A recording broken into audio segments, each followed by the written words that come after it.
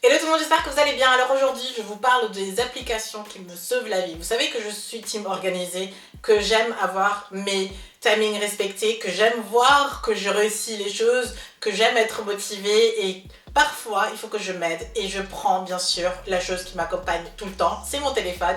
Et bien sûr, on a soit la possibilité de se laisser rendre esclave de notre téléphone, d'être tellement accroché, de ne pas s'en servir, mais que on est genre on souffre de notre téléphone, ou au contraire on l'utilise vraiment comme outil pour notre vie, vraiment pour qu'il soit utile, pour pas seulement pour téléphoner, mais pour checker tout ce qu'on a besoin, pour rester on track et de ne pas se laisser distraire par le téléphone, mais plutôt de s'en servir vraiment. Voilà ce que je fais.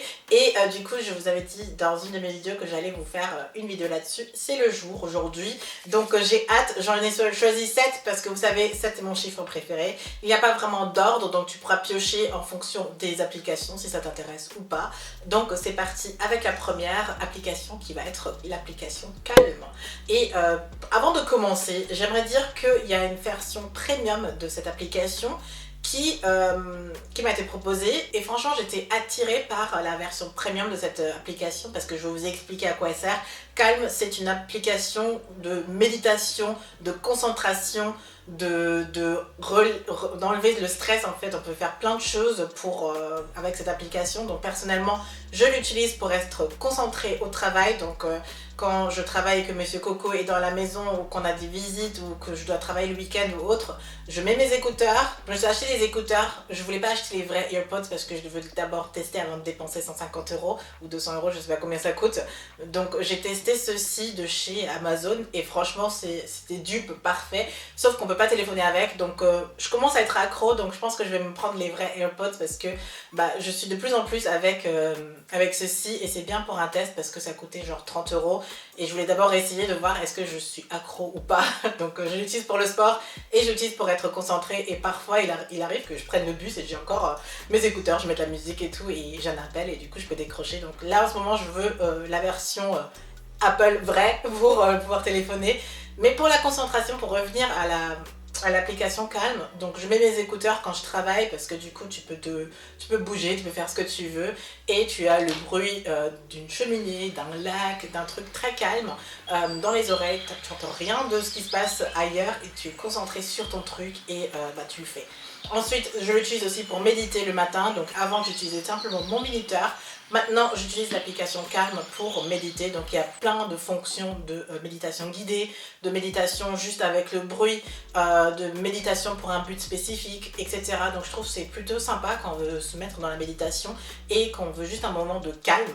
Je l'utilise troisièmement aussi pour dormir, où tu as des histoires pour dormir. Donc, parfois, je suis stressée, j'ai du mal à m'endormir, la journée a été chargée, j'ai plein de choses dans la tête. Donc, j'écoute une histoire et je m'endors direct, mais genre direct. J'entends juste le début, donc tu fermes les yeux, tu te reposes et moi je dors. Je trouve ça juste génial. Je l'utilise à midi parfois pour décompresser, pour juste faire une petite sieste de 15 minutes parce qu'il y a une option de sieste aussi dedans. C'est génial. Quand on a du mal à dormir, cette application elle est géniale, je l'adore. Et quatrième et dernière façon de l'utiliser, je comprends maintenant pourquoi ça a été la première application qui m'est venue en tête. Il y a tellement de choses que je fais avec cette application. C'est travailler ma respiration. Donc il y a une option respiration qui te permet de prendre une inspiration, de tenir quelques secondes et de relâcher et de travailler sa respiration et d'enlever le stress. Donc il y a des jours où je suis vraiment stressée, un peu tendue, où il y a des choses qui vont pas bien, et pour me calmer, je fais des exercices de respiration. Et pour toutes les personnes qui veulent contrôler un peu leur respiration, c'est génial. Donc j'utilise l'application Calm pour tout. Et pour revenir à l'histoire de la version premium, c'est que j'étais très tentée parce que vous voyez tout ce que je fais avec, donc franchement c'est trop cool. Tu as des trackers, tu peux mettre des objectifs, etc. Donc je voulais la version premium pour continuer à l'utiliser, sauf il y a des masterclass aussi. Parfois j'écoute des masterclass mais pas toujours. Mais bon, quand vous pouvez jeter un coup d'œil et voir tout ce que l'application propose. Mais en tout cas l'application premium coûtait 50 € par mois ou quelque chose, et tu avais une version test, donc j'ai testé évidemment. Et pour souscrire à l'application, et c'est ce que je vous recommande, c'est que, je sais pas ce qu'ils ont fait, si c'était exprès ou pas, mais quand tu souscris, tu vas ensuite dans ton Apple, ou je sais pas, j'utilise Apple donc je sais pas pour Android, mais dans ton store, tu regardes tes souscriptions, et il y a différents tarifs au final, et du coup au final j'ai eu une souscription à 15 € l'année, ce qui est beaucoup mieux que 50 € par mois. Donc au final, pendant ma phase de test, je suis allée dans les abonnements et j'ai vu qu'il y a une version beaucoup moins chère que ce qu'ils me proposaient. J'ai pris la version moins chère, bien sûr, qui me correspondait. Et voilà, du coup, j'ai quand même pour 15 € par an et ça me va très bien. Deuxième application que j'adore et qui me sauve la vie est une application qui vient directement avec l'iPhone et surtout c'est quand tu switches vers le haut, tu as l'horloge ou le minuteur et j'aime bien parce que c'est très accessible de n'importe où, de ce que je fais, si je suis en train de m'envoyer un message, peu importe ce que je fais, je switch vers le haut et je prends mon timer, mon application horloge et de là j'utilise un peu tout, j'utilise mon timer pour chronométrer quelque chose, non, mon timer pour me dire ok je veux finir ça en tant de temps, donc je me mets un temps pour faire ça et ça sonne et c'est fini, ou je chronomètre parce que souvent pour certaines activités je veux savoir ok combien de temps est-ce qu'il me faut pour telle et telle chose, donc je me chronomètre et je l'utilise pour savoir un peu le temps qu'il me faut. Exemple avec les vidéos, j'ai vu que il me faut énormément de temps pour monter une vidéo et du coup je peux me décomposer ça en 2 heures par jour pour finir certaines vidéos et avoir une certaine structure pour monter efficacement mes vidéos et ne pas trop perdre de temps ou une journée à faire du montage, ça rend chronophage. J'utilise aussi l'option dodo, donc bedtime, pour me donner 1 heure pour aller au lit et 1 heure pour me lever, donc c'est mon réveil, la partie bedtime et mon réveil, pas la version réveil, mais vraiment l'option dédiée pour dormir. 1 demi-heure avant l'heure que je me suis fixée, ça clignote, ça sonne, etc. Elle dit Charlie, tu vas aller dans le lit. Je dis ok d'accord, je vais faire ma routine du soir. Donc ça me permet de savoir à quel moment je vais faire ma routine du soir. Je fais mes trucs et je vais au lit et le matin ça me réveille, donc c'est génial.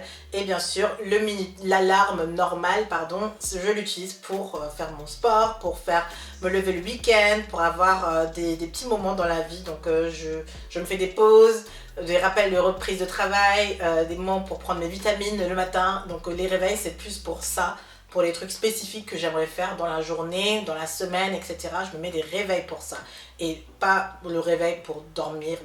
Voilà, pour me réveiller le matin. Non, j'utilise bedtime pour ça. Et le réveil, c'est vraiment les choses que je veux dans la vie. Troisième application va être mon application de sport, Nike Training, que je vous ai bien montré parce que je suis honnêtement nulle au sport, je suis pas une grosse fan de sport. Je fais le sport que je dois faire, mais sans plus. C'est-à-dire que je suis pas du genre le week-end, allez on va faire une séance de sport ou autre. Non, je fais ce qu'il faut et après c'est fini. Et bien sûr, comme j'ai pas une énorme passion pour le sport, et c'est pas grave, je l'assume, c'est normal, je reconnais juste que je dois le faire. J'utilise plutôt l'application Nike Training pour me choisir les exercices que je dois faire et du coup ça me permet pas de réfléchir et ça me permet vraiment aussi d'être tout de suite dans l'acte et je le fais et après c'est fini, j'ai une personne qui me guide, qui me dit quoi faire et je l'ai fait et du coup j'ai mon tracking et j'ai tout ce qu'il me faut. Voilà, je me prends pas trop la tête pour le sport, je sais juste que je dois le faire et je le fais et l'application Nike est parfaite pour ça pour moi. Je donne les conditions, je dis que je suis chez moi, dans le gym, j'ai pas d'équipement, etc. Du coup il me choisit des programmes, il me suggère des trucs. C'est nickel quoi, c'est vraiment par rapport à ce que j'ai besoin et les exercices sont adaptés, je suis KO mais fière de moi en même temps et les exercices sont plutôt cool au final. Franchement, ça va. Focus Keeper est une autre application que j'utilise pour être productive et pour faire quelque chose en un temps donné. Peut-être que certains d'entre vous connaissent la méthode Pomodoro qui consiste à travailler de manière concentrée pendant 25 minutes, qui a une pause de 5 minutes et ensuite de reprendre 25 minutes et ainsi de suite. Et on peut sinon gérer le temps qu'on veut comme on veut. Donc il y a plein d'applications différentes qui permettent de faire cette technique-ci. Et personnellement, je l'utilise pour travailler sur un truc spécifique, notamment pour le montage où je suis à fond dedans et parfois c'est très chronophage où il y a des choses où je me dis ok je vais faire ça en tant de temps et ensuite on va devoir faire ça et ainsi de suite et la méthode Pomodoro permet vraiment de respecter ce principe parce qu'une fois que le truc est enclenché, ça tourne quoi. Donc tu es obligé d'être dans le cercle et de respecter le cercle. Et la pause de 5 minutes permet de faire des choses où on a été distrait par exemple. Donc tu fais une activité, tu penses à envoyer un message à quelqu'un et tu dis ah mince mais je suis dedans. Mais tu sais que tu as la pause bientôt, tu as une pause de 5 minutes et du coup tu prends ta pause de 5 minutes, tu envoies le petit message que tu as besoin de faire ou tu check le dernier mail qui vient d'être rentré. Mais une fois que ta pause est finie, tu reprends le travail, tu fais ton truc et ça permet vraiment d'être beaucoup plus productive et de ne pas être distraite tous les 5 minutes à faire telle chose ou telle chose. Et c'est ce que je fais notamment pour travailler sur les réseaux sociaux où on check parfois 10 000 fois ses comptes, etc. Et personnellement, je le fais que à mes pauses et sinon je suis concentrée. Si je devais les noter, Notes serait probablement très haut dans ma liste parce que même cette vidéo je l'ai préparée dans Notes.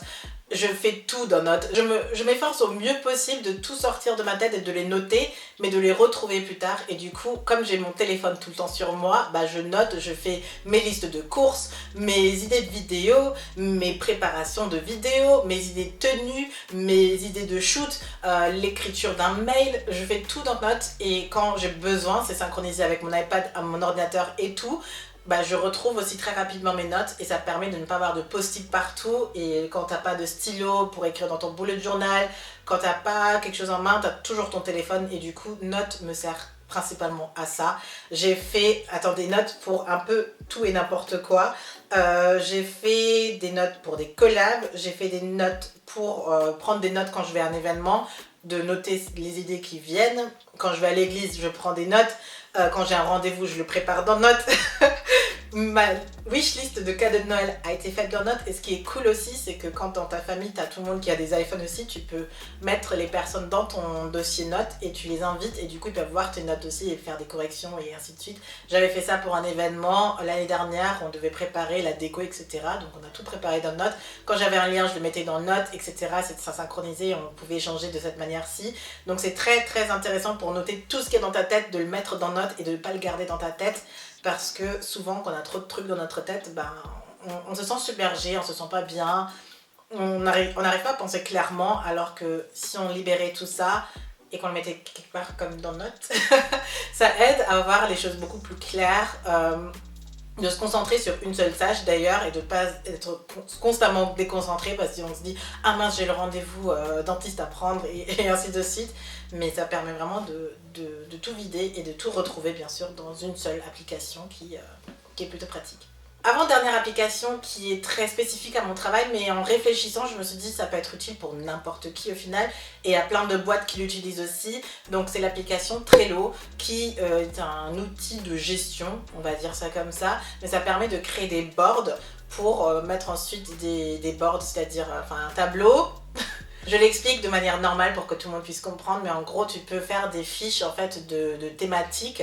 Admettons, tu veux faire le projet déménagement. Donc pour le déménagement, tu as l'option administrative, tu as l'option carton, tu as l'option paperasse, achat. En gros, tu as plein de différentes catégories de choses à faire et dans les catégories, tu as différentes actions à faire et du coup, tu peux créer des petites fiches avec des deadlines, des couleurs, des photos, des pièces jointes, etc. à rentrer dedans pour ensuite organiser. Tu peux moduler, les déplacer, etc. Donc là, j'ai vraiment pris l'exemple de déménagement pour que ça puisse parler vraiment à tout le monde. Personnellement, je le fais avec mes publications, donc j'ai mes catégories mode, beauté, cheveux, lifestyle. Et dans ces catégories-là, je note mes idées, je note parfois YouTube dedans et parfois Instagram dedans. Et dans ces trucs, bah, je mets toutes mes idées, toutes les vidéos que j'ai envie de sortir, etc.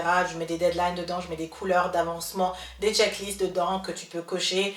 Et bien sûr, si tu as une équipe, bien sûr, tu peux aussi inviter les personnes dans l'équipe et vous pouvez le faire à deux, c'est synchronisé. Je trouve que c'est très bien pour gérer sa vie, pour se dire ok, j'ai ça à faire, exemple du déménagement. Ou autre chose, bah, le bébé arrive, préparation du bébé, il faut faire la chambre, il faut faire les rendez-vous médicaux, je sais pas ce que c'est, j'ai pas d'enfant. Et en tout cas, tu peux organiser ta vie de cette manière. Il y a un mariage à préparer, il y a un anniversaire à préparer.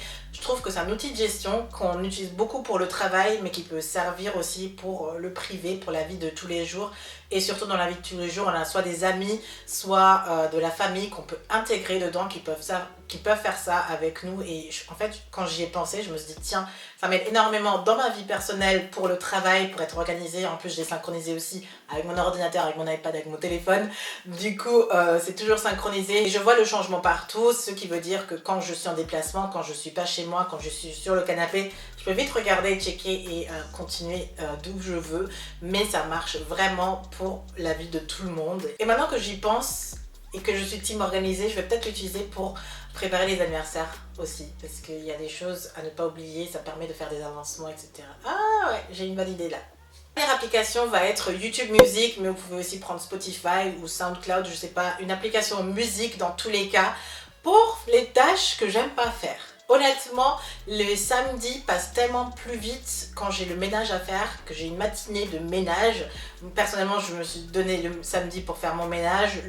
Dans la semaine, je fais juste du rangement. Mais quand il y a vraiment du nettoyage, quand tu dois nettoyer les toilettes, voilà, et que c'est pas un moment très cool, j'ai mon application musique pour déjà m'ambiancer. D'une part, j'ai mes petites playlists, mais aussi pour dire, ok, j'ai 5 morceaux pour faire cette pièce-ci. Au bout de ces 5 morceaux, bah, je fais autre chose.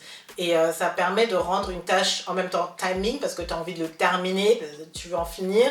Mais c'est plus agréable parce que tu as ta musique avec et tu as ta playlist, donc tu es content aussi de le faire une fois par semaine, donc tu retrouves ta playlist une fois par semaine. J'aime bien faire les tâches que j'aime le moins faire, je le fais en musique pour les rendre plus agréables, et je choisis des tracks, donc 5 tracks pour faire une pièce. Pour mon make-up, je fais 2 morceaux de musique pour faire mon make-up. Pour ma routine soin du visage, parfois c'est 3 musiques, etc. J'aime bien faire ça parce que quand j'ai pas envie, parfois c'est dur, on n'a pas toujours envie, il faut arrêter de penser qu'on est tout le temps motivé, c'est pas vrai. Mais qu'on n'a pas la motivation, qu'on n'a pas la forme, qu'on veut pas, mais on sait qu'on doit faire la musique, c'est ce qui aide. Et moi j'utilise une application musique pour ça. Voilà, ça me sauve la vie, vraiment. Voilà, j'espère que ces applications ont pu être intéressantes. N'hésitez pas à me dire les applications que vous utilisez, parce que je suis une fanat des applications. J'adore tester, checker, vérifier qu'est-ce qui peut être utile, qu'est-ce qui peut être intéressant, etc.